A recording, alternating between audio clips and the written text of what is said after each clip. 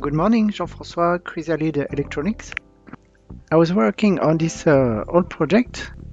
This is a CNC machine design, including the electronics controls, the mechanical package, CNC board, which is a 5-axis stepper control board for 3D printer. It can be modified to work for CNC machine as well. When I designed this board, I wasn't so sure about some aspect of it, including the microcontroller choice.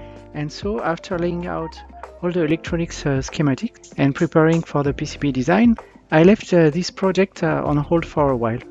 I got yesterday a question from someone about the 2-axis board, asking if it would run on a GRBL software.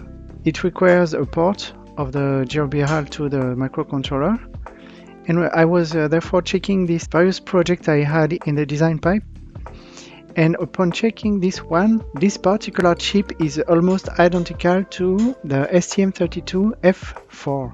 And there is a port available for the STM32F4, which is the same layout for the pins.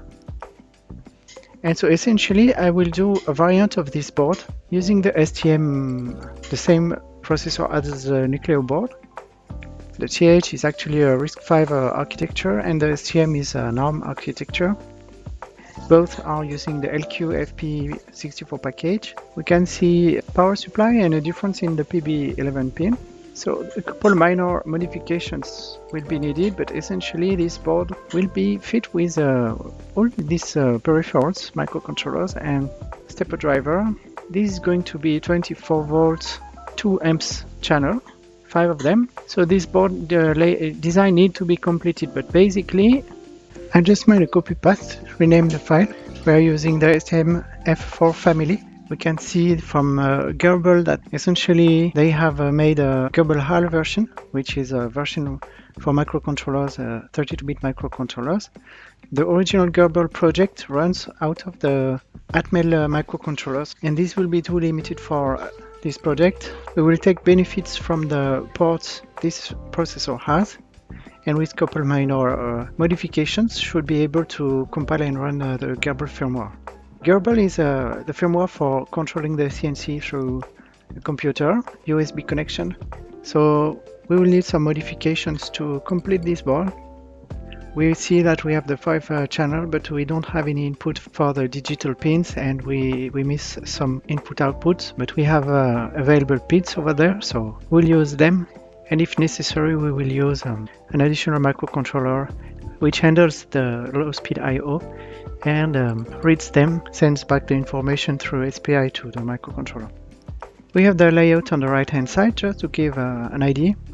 I used the same design as the 2-channel PCB board, which has a properly set up fuse and diode for input side protection, buck and LDO for microcontroller supply, crystals, 2 of them, main clock and 1 for the RTC. We have the filters, which are used to make an analog signal output from the PWM issued by the microcontroller to set up the current on the output motor drivers, and all our input-output ports with external enable pin for the stepper ICs.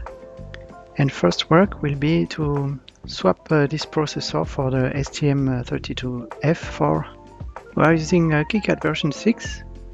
We have all this microcontroller available, and one we look for is the LQFP package, 64 pin, an ARM Cortex M4 MCU, 512K of flash, 128K of RAM, 180 meg main clock, 3.3 volt will be our supply voltage, and the reference F446 RET. Here is the work. We are going to migrate from the CH32 to this one for this particular board version, and they are pin-to-pin compatible, so we are just going to migrate the same pin numbering. So I'm processing that. Our set of decoupling capacitors are over here. They are dispatched from pin 19, 32, 48, 64. So on the layout, we will take care to have all of them close from the microcontroller. We see that this is the case in this basic layout. We have the programming port.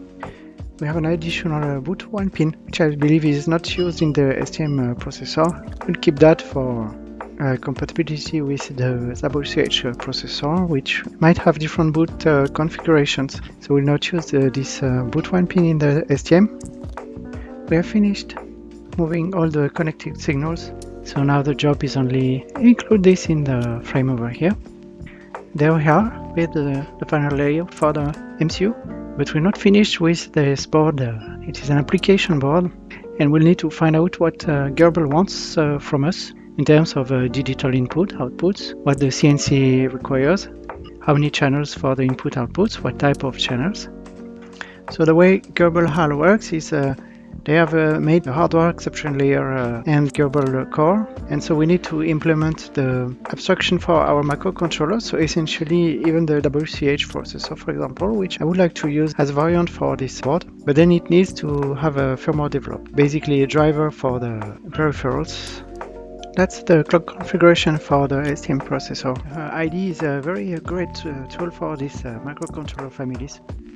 And we see all these possible configurations and support tools, even the power consumptions, clock we want to use. Anyway, that will be done at the firmware stage, and before keeping both design, we will need to make sure that the CH32V supports an FPU as well. You can see among the microcontrollers family which one we've used, with variants of RAM flash and pin package. Side by side our migration checklist. But we probably won't need an SPDIF anyway. So of course we have an FPU in both microcontrollers, and we have only 144 meg on the CH, whereas we have 180 on the STM. Flash size 512. We had 256 for the CH, SRAM 64K, and we have 128K on the STM. GPIO we have 51. Maybe only 50 on the STM, and we have a RTC clock for both microcontrollers. We have a RISC-V variant, which is why I also selected this CH processors as a variant for the board, because I want to support RISC-V microcontrollers for the range of boards I design, and make the actual PCB compatible with many microcontrollers. And both are 2.3 volt supply. We also have a USB, and we're looking for the hardware FPU, floating point calculation unit. So we don't have any red flag for the CH version. And so we can proceed with this design, and the next step is actually figure out what will be the needed peripherals for physical implementation that we will need for our CNC machine. And that is more design specification work. So we are going to need go back to the design stage and figure out the additional IOs we will need and keep some provision. We'll get back for more on this design. And if you're interested, you can always check the website or subscribe, support this channel. Thanks, and see you.